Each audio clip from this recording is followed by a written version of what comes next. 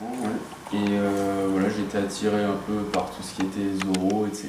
Et puis comme j'étais un peu turbulent, mes parents ils m'ont dit tiens, t'as qu'à te mettre à l'escrime.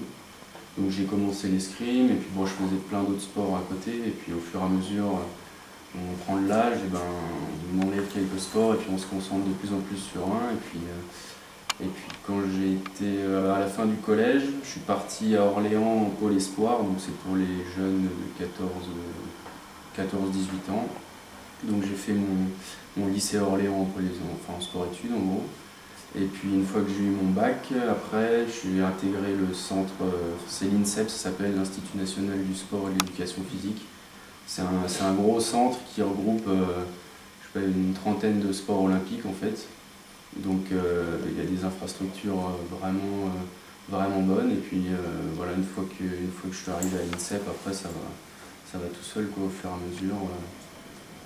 mesure. Donc on est en sélection, en gros on fait des Coupes du Monde, ça permet de se qualifier pour des championnats d'Europe, les championnats du monde, et puis au fur et à mesure, voilà, qu'est-ce que... Voilà en gros. Ouais, donc en gros c'est assez linéaire. Maintenant il y a des structures qui sont faites, donc tu commences à un certain niveau, tu as les sports-études, une fois qu'il y a le sport-études tu passes à l'INSEP. Une fois que tu passes à l'INSEP, ça te permet d'avoir des sélections au niveau international, quoi. Ouais, pas mal. Puis j'ai commencé, j'avais 14 ans. Et puis finalement, au fur et à mesure, le club il faisait des compétitions, donc j'ai fait des petites compétitions dans le club. Et puis voilà, après, je me suis dit, tiens, championnat de France, tout ça. Puis je suis montée comme ça, quoi. Après, c'est pas comme toi, il n'y a pas tous les pôles et tout ça. On n'a pas trop, donc puis en plus c'est un sport où on s'entraîne vraiment que le week-end, donc j'ai pu continuer, je suis restée sur vous, je suis toujours à la chapelle. Et sinon voilà quoi, c'est de l'entraînement tous les week-ends, mais il n'y a pas besoin de partir pour être regroupés tous ensemble. Moi j'ai commencé le foot à 6 ans. Toute ma famille déjà fait du foot, donc j'étais obligé de faire ça on va dire. Et puis après j'ai été au Gazélec de Bourges. J'ai été par la chapelle moi, même si je suis d'ici. Et après j'ai intégré le pôle espoir de Châteauroux, comme un peu comme ça. Et c'était de 12 à 14 ans, puis on faisait des matchs, tout ça pour intégration de formation. Donc c'est le Mans qui m'a repéré, et donc j'ai intégré le centre de formation du Mans à l'âge de 15 ans, jusqu'à aujourd'hui. Après voilà quoi, j'ai travaillé tous les jours, et puis beaucoup de sacrifices aussi. Parce que à 12 ans, j'ai quitté ma famille pour le pôle espoir, même si je revenais tous les week-ends, c'était quand même un peu dur au début. Puis là, maintenant je suis habitué, et puis je suis au Mans quand j'habite là-bas. Voilà. Déjà, il y a 2 entraînements par jour, donc ça signifie une hygiène de vie qui correspond à ça, parce que c'est quand même physiquement c'est usant.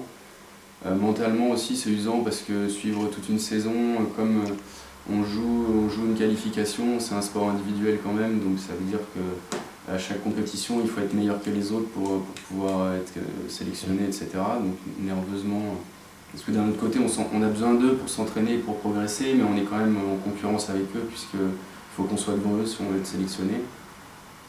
Après, en termes de sacrifice, c'est compliqué. Moi je sais pas, par rapport à toi par exemple, nous c'est un sport amateur, donc en fait même quand on fait les Jeux Olympiques, les championnats du monde, etc., on ne gagne pas d'argent pour le faire.